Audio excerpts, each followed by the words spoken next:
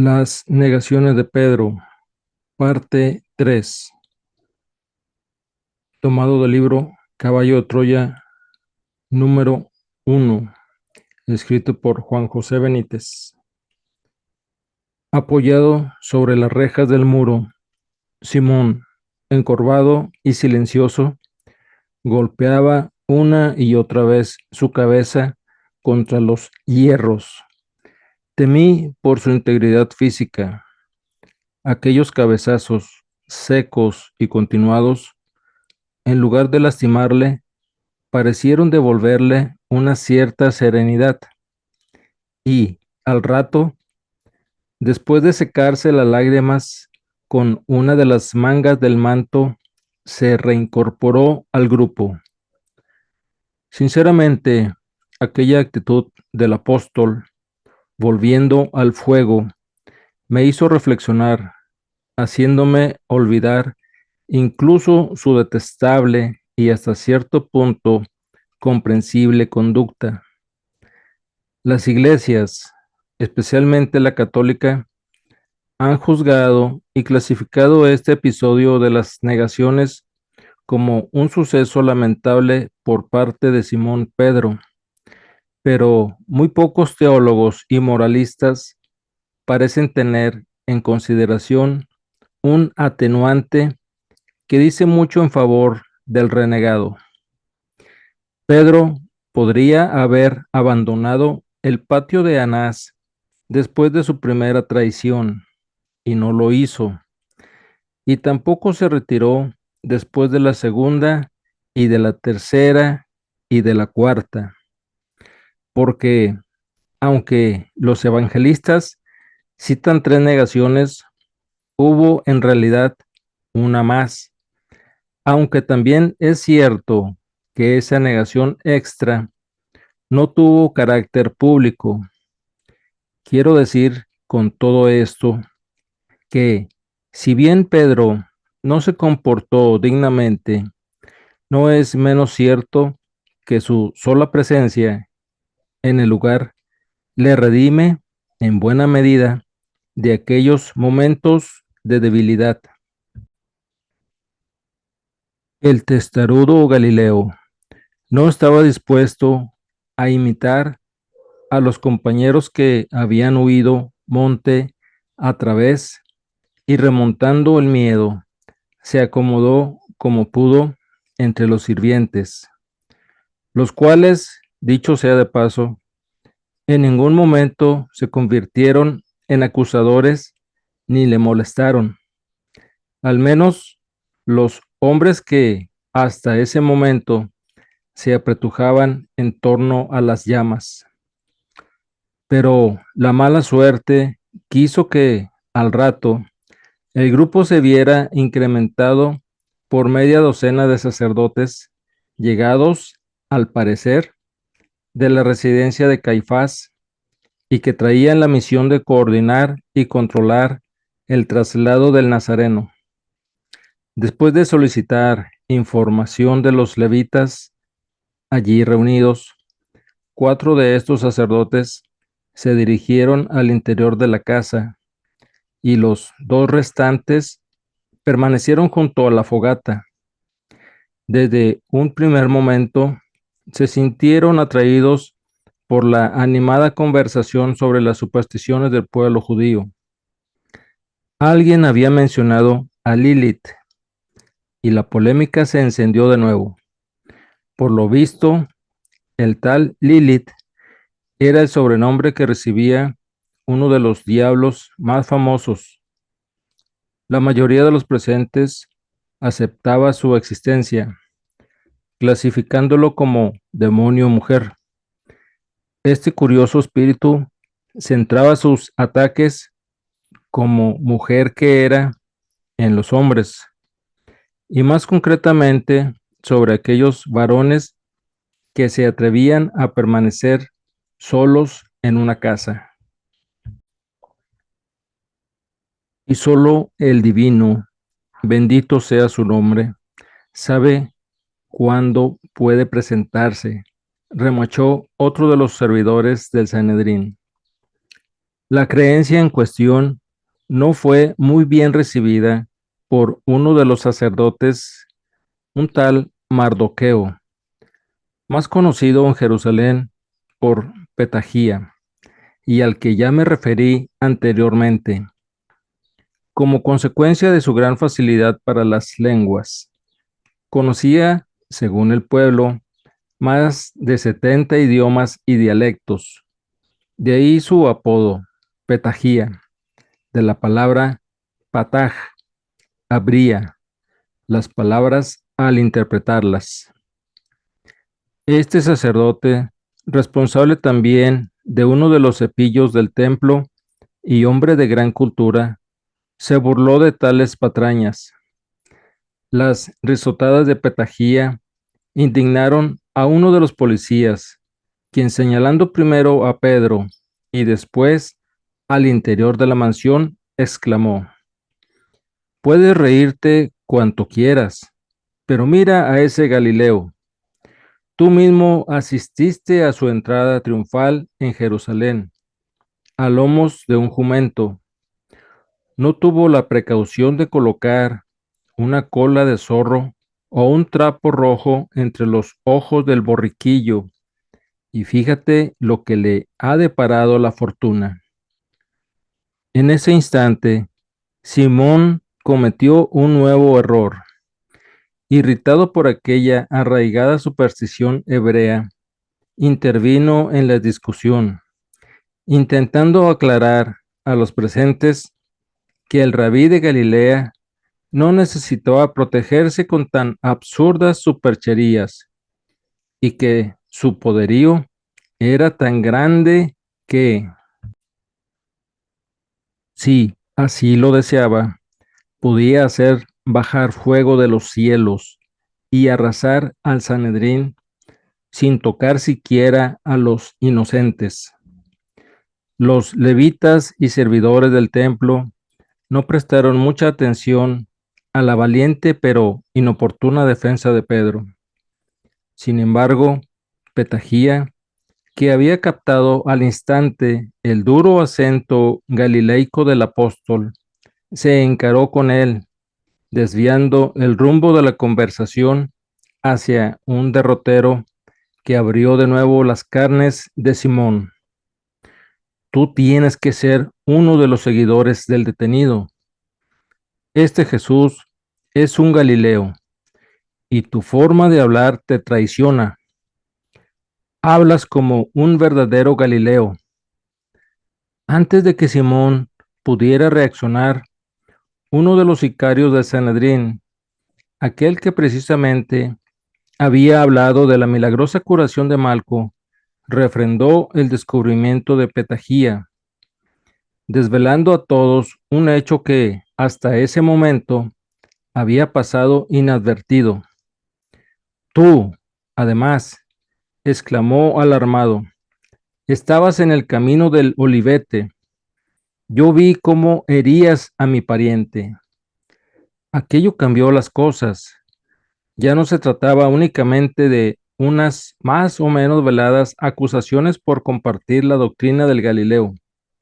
La última afirmación podía arrastrar al apóstol a un fulminante arresto como culpable de agresión a uno de los esbirros del sumo sacerdote. Y entiendo que fue esta circunstancia la que realmente hizo estallar los nervios de Pedro. No se trataba ya de negar a Jesús, sino que, sobre todo, de evitar tan peligrosa acusación. Algunos de los levitas se pusieron en pie, blandiendo sus porras en actitud amenazante, y posiblemente hubieran prendido a Pedro, de no haber sido por el torrente de juramentos que empezó a brotar de su boca. Aquella obscena y agria retahíla de imprecaciones en la que el descompuesto amigo del Nazareno llegó a incluir a su propia madre y a sus hijos, frenó los ímpetus de los policías y cuando finalmente El acorralado Galileo juró por el oro del tesoro del templo, abriendo su manto en forma que todos pudieran comprobar que no ceñía espada. Aquellos serviles personajes terminaron por dejarle en paz. Jurar y poner por testigo al templo era importante, pero hacerlo por el oro de dicho santuario lo era mucho más. Cuando Pedro vio alejarse el fantasma de su arresto, dio media vuelta y muy despacio, procurando no levantar nuevas sospechas, se distanció de la hoguera, arrastrando los pies, sin fuerzas y con el ánimo duramente castigado, fue a sentarse a las escalinatas de mármol de la puerta. Durante unos minutos no me atreví a moverme del fuego. El desdichado discípulo había enterrado el rostro entre sus pequeñas y callosas manos, acompañando su evidente desesperación con una ininterrumpida y rítmica oscilación frontal de su cuerpo. Eran las 4 de la madrugada. La penúltima y tercera negación pública se había consumado. El silencio seguía dominando a Jerusalén. A lo lejos, muy de tarde en tarde, se escuchaban algunos de los numerosos perros callejeros que yo había visto a mi paso por la ciudad santa. Fueron aquellos casi siempre lastimeros aullidos los que trajeron a mi memoria otro hecho que, precisamente, aún no se había registrado. Pedro había negado a su maestro por 3 veces, y sin embargo, yo no había oído el famoso canto del gallo. No es que esta anécdota me preocupara excesivamente, y mucho menos cuando estaba viviendo y sufriendo las angustias de Simón, totalmente deshecho y abatido, junto al portón de entrada a la residencia de Anás. Sin embargo, y mientras esperaba la llegada del alba, procuré afinar mis oídos. Meditando sobre este particular, comprendí que los gallos de Jerusalén no podían haber iniciado sus característicos cantos por la sencilla razón de que aún faltaba más de una hora para el amanecer. Aquel viernes 7 de abril, como ya he citado en otras ocasiones, la salida del sol se produjo a las 5:42 horas. En algún momento llegué a creer que los evangelistas habían vuelto a equivocarse. Las 3 negaciones, como digo, ya se habían producido y los cronómetros monoiónico del módulo marcaban las 4 de la madrugada. Pero no, esta vez no hubo error, aunque las versiones de los escritores sagrados tampoco coinciden al 100%. Pero debo ajustarme a un estricto orden de los acontecimientos. Cuando estimé que Pedro podía haberse tranquilizado, yo también me retiré del grupo de los levitas. Me dejé caer junto al discípulo y acerqué mi mano a su hombro izquierdo. Pedro se sobresaltó de nuevo, interrumpió aquel movimiento casi catatónico y, al comprobar que era yo, suspiró aliviado. Durante un buen rato casi no hablamos. ¿Qué podía decirle? Al poco, Pedro, que había ido recuperando la normalidad, me miró fijamente expresando una idea que aún me dejó más confuso. ¿Has observado, Jasón, con qué habilidad he destruido las acusaciones de esos serviles esclavos del templo? Una sonrisa mecánica acompañó las inesperadas palabras de Simón. Entonces comprendí que su máxima preocupación en aquellos momentos no era, como yo había creído, el innoble hecho de haber renegado de su amigo. Nada de eso. Pedro, en mi opinión, no tenía una conciencia muy clara de que había traicionado a su maestro. Lo que le había angustiado y aterrorizado era la amenaza de un posible encarcelamiento. Esta sospecha, que fue ganando terreno en mi corazón, se vio confirmada por los sucesivos comentarios del apóstol, felicitándose a sí mismo por haber sido capaz de evitar su identificación.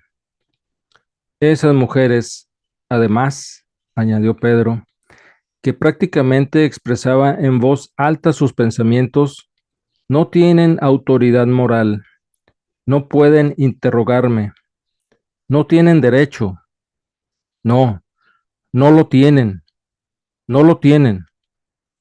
El Galileo repitió aquella monótona cantilena como si necesitara justificar su actitud, y en ningún momento recordó o se refirió a Jesús.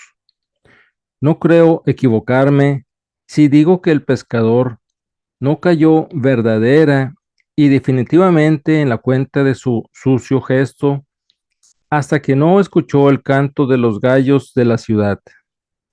Solo entonces recordó la profecía del maestro y asumió todo el peso de su infidelidad. Cuando le interrogué sobre la suerte que habían corrido sus compañeros, Pedro no supo darme razón. Lo ignoraba todo. Solo recordaba que cuando se hallaba a escasos metros de la empalizada de piedra del huerto de Simón, algo le obligó a detener su huida y ciego de rabia se ocultó entre los olivos, dispuestos a seguir a la chusma que había capturado al rabí. Y allí continuamos hasta que, pocos minutos antes del alba, la portera y la sirvienta que habían comprometido la seguridad del apóstol con sus preguntas volvieron a la carga.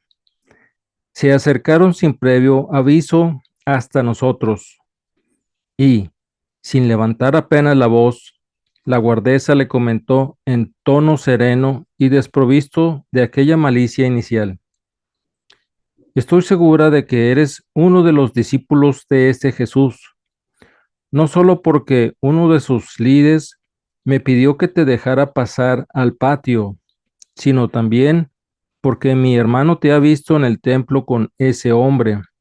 ¿A qué negarlo? Y por cuarta vez, Pedro volvió a negar cualquier conexión con el Nazareno, pero en esta oportunidad su negativa fue mucho más fría y calculada. Sus anteriores razonamientos sobre la falta de autoridad legal por parte de las mujeres para acusarle y la circunstancia de que este nuevo ataque no hubiera sido hecho en público fueron, a mi entender, decisivos. Pero ni Pedro ni yo contábamos con que justo en esos momentos, cuando la claridad del nuevo día apuntaba ya por el este, en el interior de la mansión empezaron a escucharse algunas voces. Nos pusimos en pie, al tiempo que uno de los domésticos de Anás salía precipitadamente alertando a los policías. Todo sucedió tan rápidamente que apenas sí pudimos reaccionar. De pronto, en el umbral de la puerta, apareció el maestro. Seguía atado. Junto a él, Juan, el legionario, y otros dos sirvientes de Anás. Por espacio de un minuto, mientras los levitas del templo se organizaban para conducir al preso, Jesús levantó lentamente la cabeza, girando su rostro hacia nosotros, que seguíamos a su derecha, y a poco más de 2 metros, a la luz parpadeante y rojiza de las antorchas, la mirada del Galileo se clavó única y exclusivamente en la de su amigo Pedro. Jesús nos sonrió, pero de sus ojos partió un profundo y escalofriante mensaje de amor y piedad. Con aquel gesto, el gigante llegó como nunca hasta el aturdido corazón del renegado. Las palabras sobraban. El maestro parecía saber lo ocurrido durante aquellas casi 3 horas en el patio del exsumo sacerdote. Y Pedro, al recoger aquel intenso mensaje, empezó a valorar en profundidad la gravedad de su culpa. En esos momentos, cuando el soldado romano, situado a espaldas del Nazareno, le empujó violentamente, obligándole a descender las escalinatas, un gallo de las proximidades rasgó el silencio del alba con un canto largo y estridente, y el amigo del maestro palideció. Hasta la próxima.